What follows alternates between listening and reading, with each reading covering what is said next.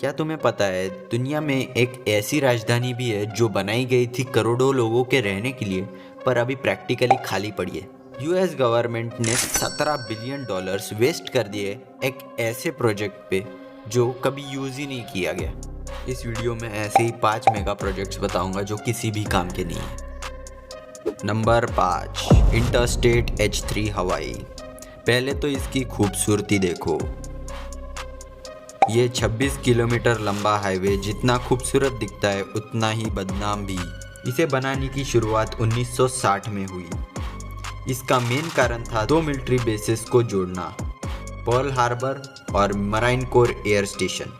पर local Hawaiian groups और environmentalist के बढ़ते क्वेश्चंस के चलते इसका काम 25 साल डिले हो गया। जब कांग्रेस ने इस प्रोजेक्ट्स को इन्वायरमेंटल लॉस से छुड़ा दिया तब 1989 में इसका कंस्ट्रक्शन शुरू हुआ और आखिरकार 1997 में लगभग 35 साल बाद इसे खोल दिया गया। तो अभी आते हैं मेन पॉइंट पर। कौन सा पॉइंट बनाता है इसे एक यूजलेस मेगा प्रोजेक्ट? इस प्रोजेक्ट के प्रपोजल के वक्त इसका बजट था 25 करोड़, बट काम के डिले हो जाने और बढ़ते टेक्निकल एक्सपेंसेस के चलते इसका टोटल बजट 5 गुना बढ़ के 130 करोड़ हो गया। जैसा मैंने आपको पहले बताया, ये हाईवे 2 मिलिट्री बेसेस को जोड़ने का काम करता है। वो बेसेस अभी के समय में नॉन फंक्शनल हो चुके हैं। 60s के डाटा के हिसाब से बनाया गया इंटरस्टेट H3 करंट डेट में तो कुछ काम का नहीं है। ना ही ये सीधा रास्ता ज्वाइन करता है डाउनटाउन होनोलुलु को। क्रिटिक्स ये बताते हैं कि ये रास्ता आम लोगों के किसी काम का नहीं है, पर मॉडर्न इंफ्रास्ट्रक्चर्स और साइंस दृष्टिकोण से ये एक परफेक्ट मॉडर्न मार्वल कहलाता है।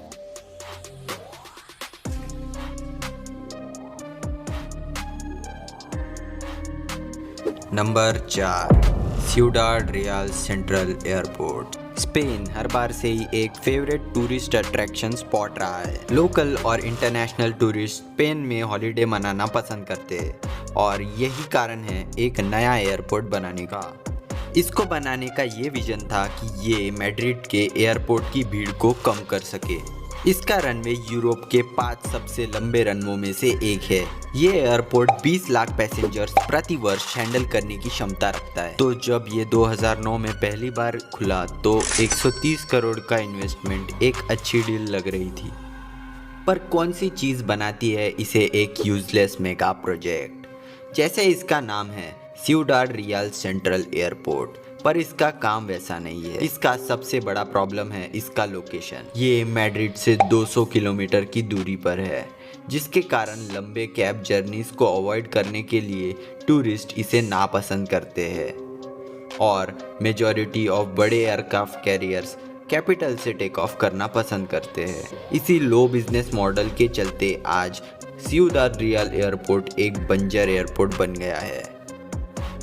Number 3, नाम्प्यादो Myanmar. 2002 में म्यांमार के लीडर ने सीक्रेटली म्यांमार के नए कैपिटल को बनाने की शुरुआत की, वो भी स्क्रैच से। इसे बनाने का मेन कारण था पुराना कैपिटल म्यांमार का यांगोन। यांगोन की पॉपुलेशन अराउंड 70 लाख है और कहा जाता है कि ये शहर की इमारत बनाने की क्षमता खत्म हो चुकी है। कैलकुलेशंस के हिसाब से 2050 तक इस शहर की टोटल पॉपुलेशन डबल होने वाली है। नाम्प्यादो को बनाने में अराउंड 400 करोड़ की लागत लगी है। नाम्प्यादो में लगभग सभी सुख सुविधा है। 20 लेन वाले हाईवे से लेकर 100 से ज़्यादा लग्जरी होटल्स तक, गोल्फ कोर्सेज, म्यूजियम्स और 99 मीटर ऊंचा लैंडमार्क का रेप्लिका जो ओरिजिनली पुराने कैपिटल में स्थित है। पर कौन सी चीज़ है जो इसे बनाती है एक यूजलेस मेगा प्रोजेक्ट? नाम्प्यादो 10 लाख लोगों से भी कम को पनाह देता है, जो माना जाता है कि नाम्प्यादो के बनने से पहले ही आजू बाजू के सबर्ब्स में रहते थे। पर यहाँ पर क्यों कोई नहीं रहना चाहता? क्योंकि प्रॉपर एजुकेशन, हेल्थ फैसिलिटीज़ और आर्थिक संधियों के कमी के वजह से मेजॉरिटी ऑफ द पॉपुलेशन यहाँ पर परमानेंट घर बनाने से झिझक रही है। ये शहर हर बार एक वीरान, एक अनोखे सूनेपन को दर्शाता है। इसका 20 लेन वाला हाईवे वास्तविक में खाली पड़ा रहता है, ना ही यहाँ कोई भी भीड़ जमा होती है। यहाँ पर एक एयरपोर्ट भी है जो 30 लाख लोग प्रति वर्ष को हैंडल करने की क्षमता रखता है, पर कोई बिजी डे पर सिर्फ 12 से 13 टूरिस्ट पूरे इंफ्रास्ट्रक्चर को इस्तेमाल करते हैं। इसीलिए प्रैक्टिकली आज के डेट में तो भी नाम पैदो एक यूजलेस मेगा प्रोजेक्ट के कैटेगरी में आता है। Number 2, forest city Malaysia. Forest city 4 islands पे बनाया गया है।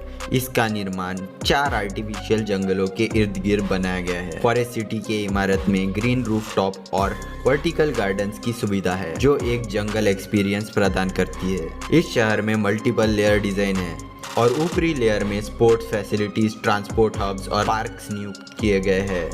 ये पूरा शहर रिन्यूएबल एनर्जी यानी नवीकरण ऊर्जा सोर्स से ऑपरेट करता है। 4 में से 1 आइलैंड बन के रेडी हो चुका है, जिसमें 50 अपार्टमेंट बिल्डिंग्स, स्विमिंग पूल्स और बीचेस शामिल है। ये शहर पूरी तरीके से 2035 तक बन जाएगा। इसे बनाने में 10,000 करोड़ की लागत लगने वाली है। तो अभी आते हैं मेन पॉइंट पर, क्या बनाती है इसे एक यूजलेस मेगा प्रोजेक्ट। इस महत्वाकांक्षी प्रोजेक्ट को बनाने का काम स्मूथली नहीं हो रहा। बहुत सारे आर्थिक और राजनीतिक कारकों के वजह से इस प्रोजेक्ट को रुकावटें झेलनी पड़ रही है। ये प्रोजेक्ट प्राथमिक रूप से चाइना के द्वारा फंड किया जा रहा है, तो स्वाभाविक सी बात है इसके निर्माण के कुछ पहले वर्षों में इन्होंने सिर्फ चाइनीज लोक संख्याओं को बुकिंग के ग्रीन कार्ड की अनुमति दी। तो इसी भेदभाव के चलते लोकल सिंगापुरियन लोग और कुछ नए विरोधी संगठनों ने इसे नए प्रकार का उपनिवेशवाद यानी कोलोनियलिज्म का नाम दिया। इसी बढ़ते विरोध के चलते नए राजनीतिक प्रमुख महातिर मोहम्मद ने यहाँ पर फॉरेनर्स को प्रॉपर्टी लेने से बैन कर दिया और इन्वेस्टर्स को भी इसमें इन्वेस्ट करने से हतोत्साहित किया गया। और दूसरा कारण था कोविड पैंडेमिक, जो कारण बना इस सिटी के वीरान हो जाने का। जहां ये 7 लाख लोगों के लिए बनाया गया था, 2020 की शुरुआत में सिर्फ 500 से कम लोग इसमें रह रहे थे। यही सब चीजें बनाती है इसे एक useless mega project. Number 1, Yucca mountains nuclear waste repository. Nuclear waste को स्टोर करने के लिए इस प्रोजेक्ट को शुरू किया गया था।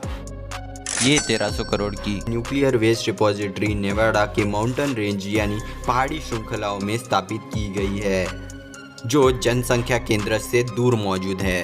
ये पहाड़ी श्रृंखला करोड़ों वर्षों के भूकंपी राख से बनी है, जो एक उत्तम स्थान बन जाता है न्यूक्लियर वेस्ट को स्टोर करने का। इसका विजन ये था कि ये पूरे देश भर के न्यूक्लियर वेस्ट को जमा करके इस 300 मीटर के टनल कॉम्प्लेक्स में स्टोर करेगा, पर राजनीतिक कारणों की वजह से ये न्यूक्लियर वेस्ट डिपॉजिटरी अभी सालों से बंद पड़ी है। यही थे दुनिया के 5 सबसे यूजलेस मेगा प्रोजेक्ट्स। वीडियो पसंद आया हो तो लाइक करो और ऐसे ही नए नए टॉपिक्स पे वीडियो चाहिए हो तो इस चैनल को सब्सक्राइब करो। धन्यवाद।